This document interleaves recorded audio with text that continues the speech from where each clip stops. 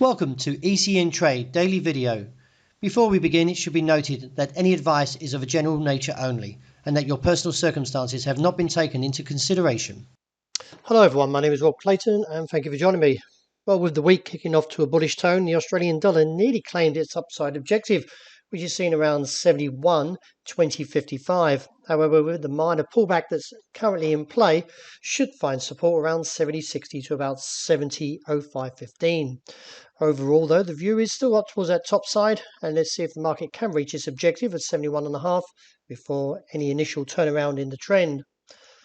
The euro still holding to a pretty much firm stance after a slight surprise from European Central Bank President Christine Lagarde after saying that she'd like to lift euro area deposit rates out of negative territory by the end of September.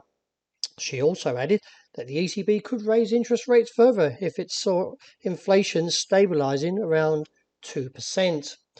Meanwhile, this week, eyes look towards the US FOMC meeting minutes, along with that with the US GDP, to get more clarity on the future of monetary tightening. Nevertheless, the market is still holding to its upside potential, that is around 107.15 to about 107.40, and then I feel the market may actually stage a downturn back towards 105. The dollar yen case still remains negative, but still respecting the level of 107 figure 5. In light of the weight on how the bears are holding, that is, the fact is that should see further pressure to the downside as the technicals are breaking down. Now, a break of 127 would give further exposure towards the region of 126.45 and then towards 125.15.25 and reassess from this support that I believe may hold in the near term.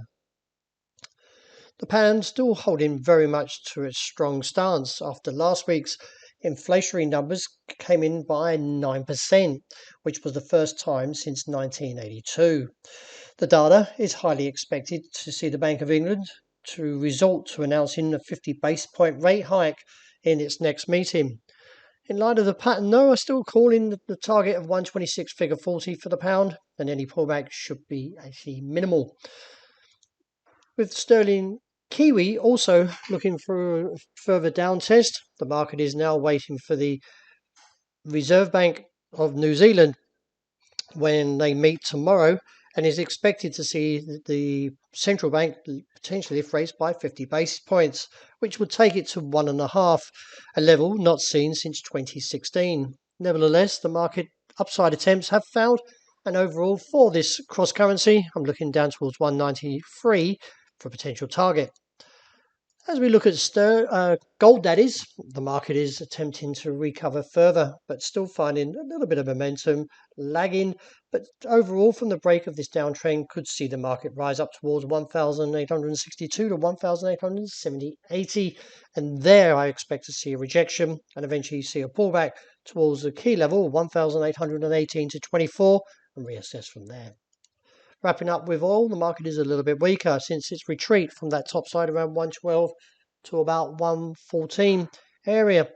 In light of the pattern now, if we see a break of the level of 106.4070, we're getting quite close to it, the market may actually take a further tumble and towards a target of 102 and reassess from there.